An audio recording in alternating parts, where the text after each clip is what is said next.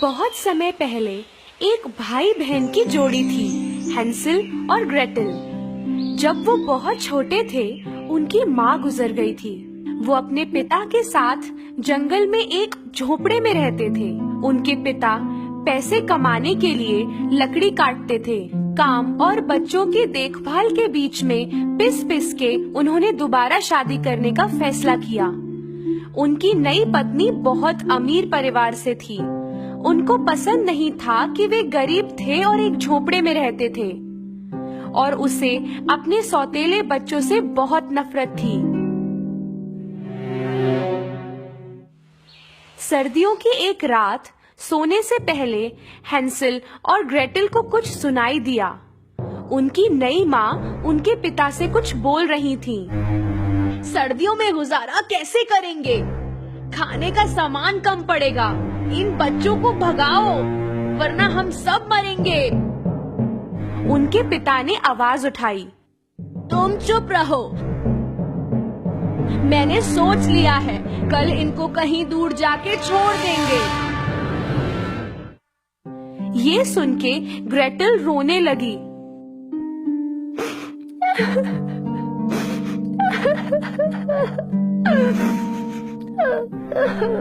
Hansel ने उसे चुप कराया।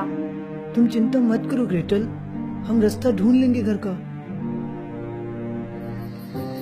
उस रात हैंसल बाहर जाकर बहुत सारे छोटे छोटे पत्थर जेब में भरकर ले आया।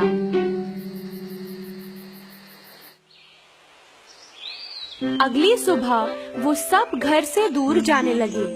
उनके पिता ने बताया कि वो पिकनिक पे जा रहे हैं। चलते चलते चुपके से हैंसल पत्थर गिरा गिरा के निशानी बना रहा था।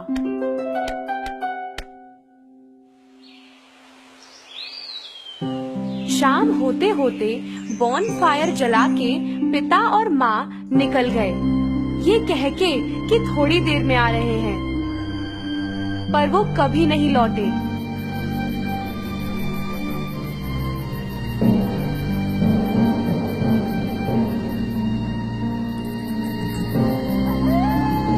रात ढलते ही जंगली जानवरों की आवाजें चारों ओर गूंजने लगी। ये सब सुन सुन के हैंसल और ग्रेटल वही आग के पास ही बैठे रहे जब तक कि चांद नहीं आया।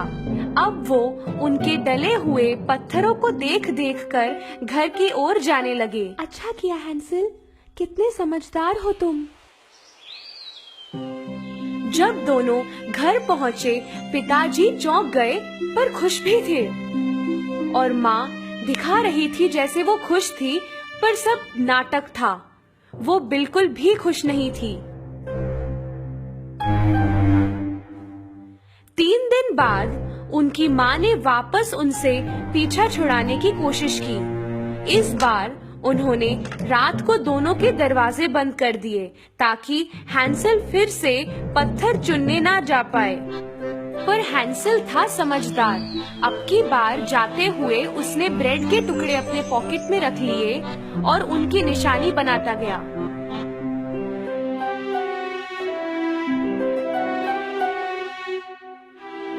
दोपहर को बहाने से माँ और पिता निकल लिए, फिर से इन दोनों को छोड़ के।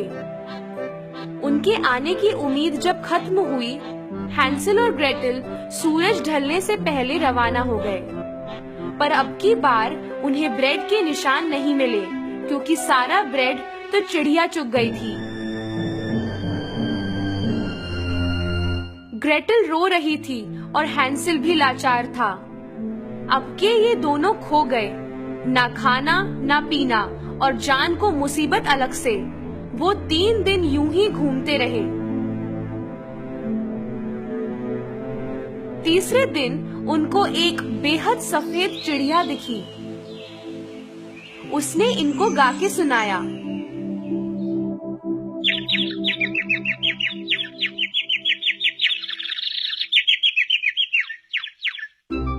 वो उस पल अपनी भूख भूल के उस चिड़िया के पीछे गए और पीछा करते हुए पहुंचे एक अजीब से घर के बाहर। इस घर की दीवार ब्रेड की थी, छत केक की और खिड़कियां बनी थी कैंडी से और सब तरफ क्रीम ही क्रीम। हैंसेल और ग्रेटेल खुशी के मारे रुक ना पाए। सारी थकान भूल के उस घर की ओर भागे। जैसे ही वो उससे कुछ खाने को गए, अंदर से एक आवाज आई। अरे कौन काट रहा है मेरे घर को? उनको दरवाजे पर एक बहुत प्यारी सी दादी माँ दिखी। उन्होंने उनको सारी घटनाएं बताई, तो उन्होंने उन दोनों को अंदर बुला लिया। घर के बाहर और अंदर बिल्कुल अलग था। अंदर अंधेरा था और अच्छा महसूस नहीं हो रहा था, पर भूख से परेशान उन दोनों ने ज्यादा सोचा नहीं। उस औरत ने उन्हें तरह तरह की चीजें खिलाईं, ऐसी भी जो उन्होंने पहले कभी नहीं खाई थी। और रात को जिस पे सोए वो बिस्तर इतना मुलायम। सुबह उठे तो देखा कि वो औरत नहीं थी कहीं। उन्हें ढूंढने लगे दोनों। वहीं उन्हें एक छोटा सा दरवाजा दिखा। अंदर गए तो बक्से भर के खजाना पड़ा था। दोनों चौंक गए। हैंसेल और पास से देखना चाहता था। तभी उनकी आवाज फिर आई। क्यों जी, क्या कर रहे हो? दोनों घूमे और वो चुड़ैल ठीक सामने खड़ी थी।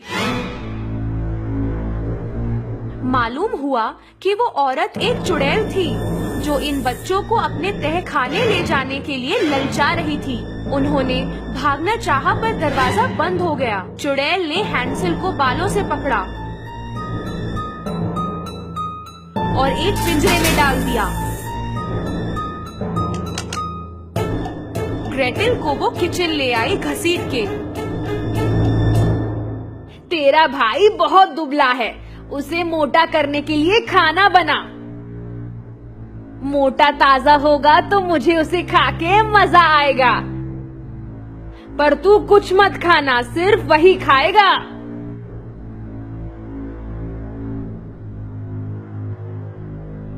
ग्रेटेल को उसकी बात माननी ही पड़ी।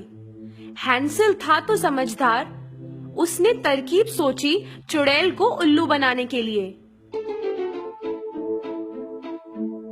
हर रात जब चुड़ैल सोती थी, वो पिंजरे के नीचे जमीन में गड्ढा खोदता था। चुड़ैल हर सुबह देखती थी कि हैंसेल मोटा हुआ या नहीं। हैंसेल कुछ भी नहीं खा रहा था, बल्कि सारा खाना उस गड्ढे में डाल रहा था। दूसरी तरफ चुड़ैल ग्रेटेल से और खाना बनाने को कह रही थी।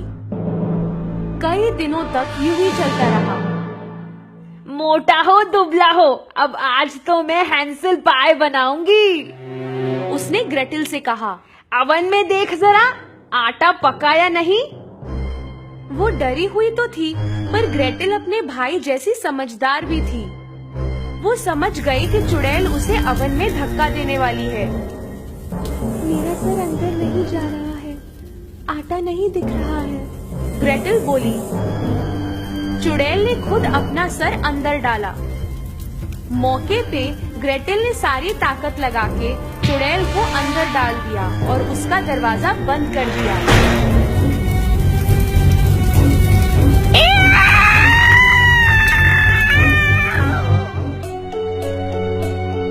ग्रेटेल को पता था कि चाबी कहाँ रखी है।